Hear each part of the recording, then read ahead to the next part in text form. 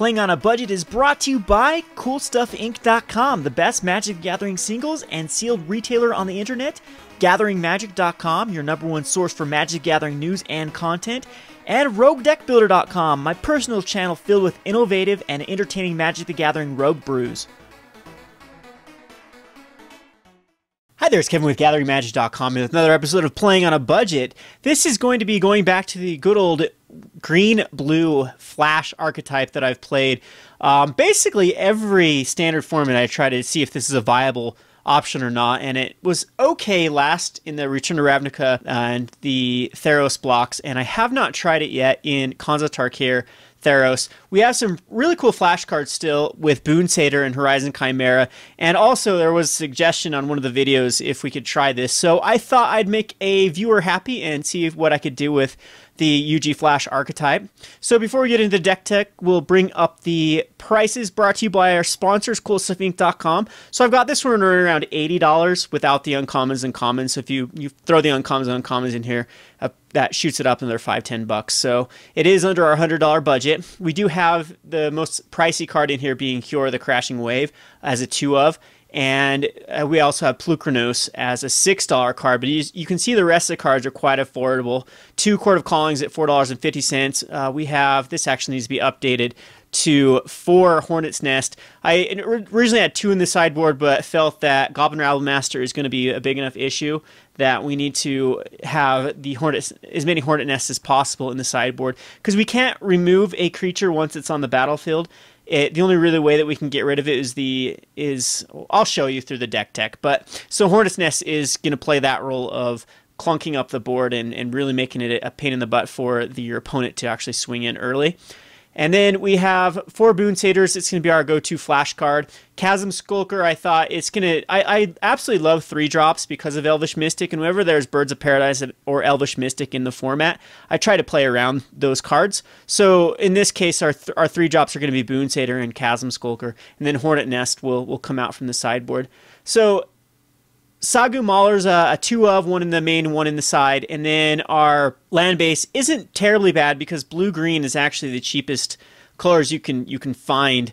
Yavimaya Coast, I believe, is the second least expensive around the caves, and then Temple of Mystery is the least expensive temple. Right now, it's just not a popular archetype in either, well, in standard, either the teamer or any other sort of combination with green and blue just really hasn't seemed to find a home besides the whip, the Sidisi whip type deck, but those are usually light on the green-blue combinations and usually heavier on the green and black. So anywho, we'll go over to the deck list, and we have at the 1-drop, we're going to be running 23 lands. Our curve is actually we have a 6-drop here, but there's only a 1-of, and we can actually cheat him in for 5, so it makes our curve a lot easier. And then on our 2-drop, we have Icefeather Avens. They are going to usually come out on turn 2 and just apply pressure, but they always can act as an ability to return a creature to its owner's hand. And so it can either save one of our own creatures, or we can bounce back one of their threats. It's pretty good for like a Butcher, but it's not really good against...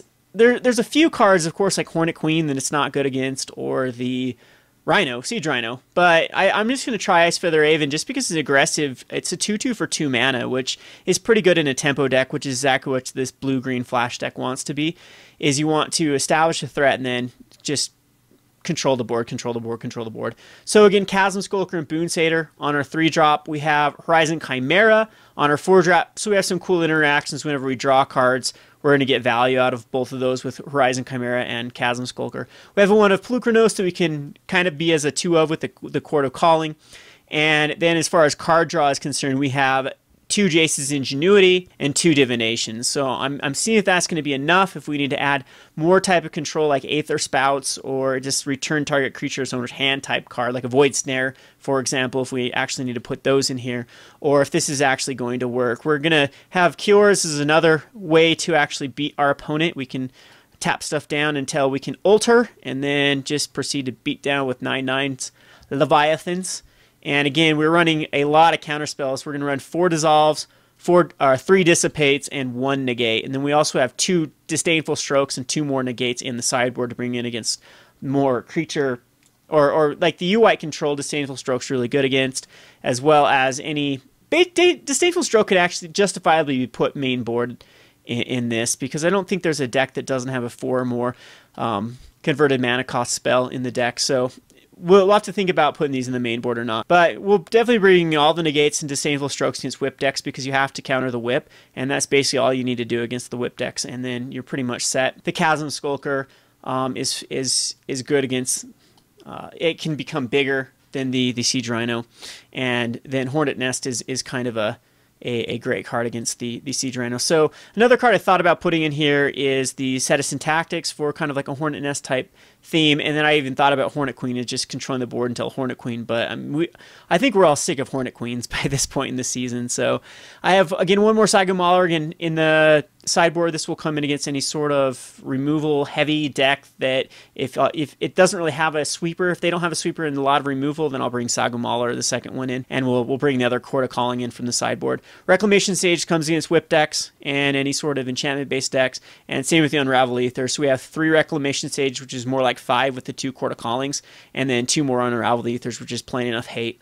So all in all, not the most exciting deck, but I thought I'd try this out to see how well it does in the metagame. There is some cards that are coming out in the Fate Reforged set that might work really well in this type of archetype. We'll just have to wait and see how much the format changes before we make those adjustments. But anywho, we'll see how well it works with this, the last week here remaining in the Khans of Tarkir, before it gets the Fate Reforged messes things up. So let's get some games going. This has been Kevin with GatheringMagic.com. Thanks for watching.